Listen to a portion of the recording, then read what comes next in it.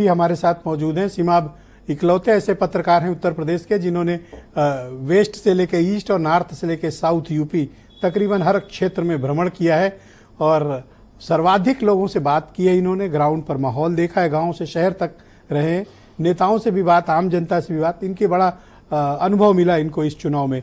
सिमाब जी, स्वागत और बहुत धन्यवाद। आपने बहुत मेहनत की है इस चुनाव में। मैं आपसे जानना चाहता हूं, आपने क्या महसूस किया, ग्राउंड पर क्या देखा, क्या चला और क्या नहीं चला?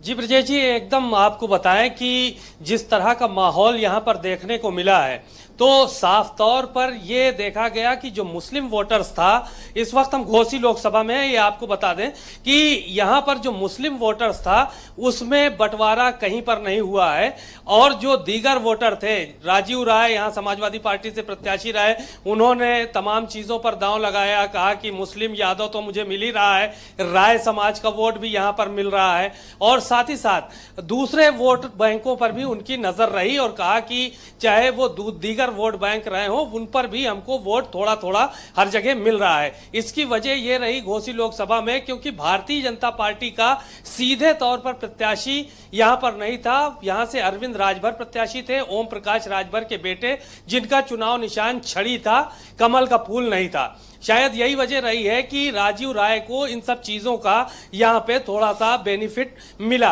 दूसरी बात, ओम प्रकाश राजभर उत्तर प्रदेश सरकार में मंत्री हैं, उनके पास अल्पसंख्यक वक्फ तमाम विभाग हैं और उन्होंने मुसलमानों को सीधे तौर पर संवाद किया और साफ तौर पर वो कहते रहे मंचों से कि हमारे साथ जुड़े, अभी 3 साल तक तो हम मंत्री ही हैं, नफा नुकसान हमारे साथ होगा जो भी होगा। लेकिन लोगों ने उनकी बात नहीं सुनी। हालांकि वो दीगर समाज की बात करते रहे कि दीगर समाज में उनका राजभर उनके साथ है और नाई, गोड़, पाल, प्रजापति, बिंद, केवट, मल्लाह, कहार, कश्यप, मांझी, मझवार, तुरैया, बंजारा, बहलिया, आरक, मुंशी, भर, राजभर, मुसहर, खंगार, सभी जातियां उनके साथ जो है वो उनके साथ जो है ग्राउंड के रिपोर्टर्स के साथ यही एक अच्छी बात। चौहान की बात अगर की जाए तो नहीं बोलिए गो अहेड, अच्छा लग रहा है सुन के। बालकृष्ण चौहान यहाँ से बहुजन समाज पार्टी के प्रत्याशी हैं और यहाँ पर जो चौहान वोट है वो बालकृष्ण चौहान के साथ ज्यादा मात्रा में जा रहा है, अधिक मात्रा में जा रहा है, इससे कोई भी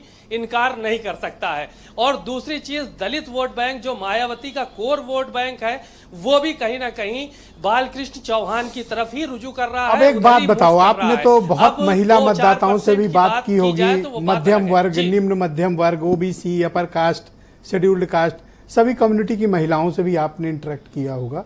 विनय राय जी हमारे साथ हैं, सीनियर जर्नलिस्ट हैं। उन्होंने एक बात रखी कि महिलाओं का जो वोटिंग पैटर्न है वो मर्दों के मुकाबले अलग है और इनका ये कहना है कि हो सकता है कि महिलाओं ने बीजेपी को अधिक मतदान किया हो बनस्पत मर्दों के।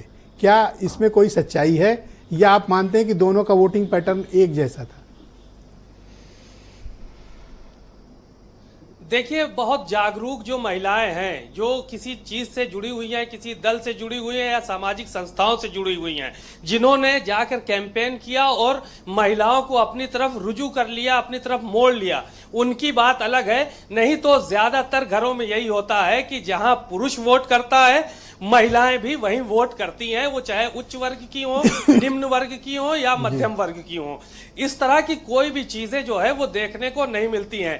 रही बात जो महिलाएं कैंपेन में लगी हुई थी भारतीय जनता पार्टी की तरफ से, सुहेल देव भारतीय समाज पार्टी की तरफ से या समाजवादी पार्टी की तरफ से, उनकी एक अपनी अलग लाइन थी। घरों में जाकर वो बातें करती थी कि सिलेंडर मिल रहा है, मोदी जी दे रहे हैं, उसके अलावा राशन दिया जा रहा है, 2000 रुपए दिए जा रहे हैं।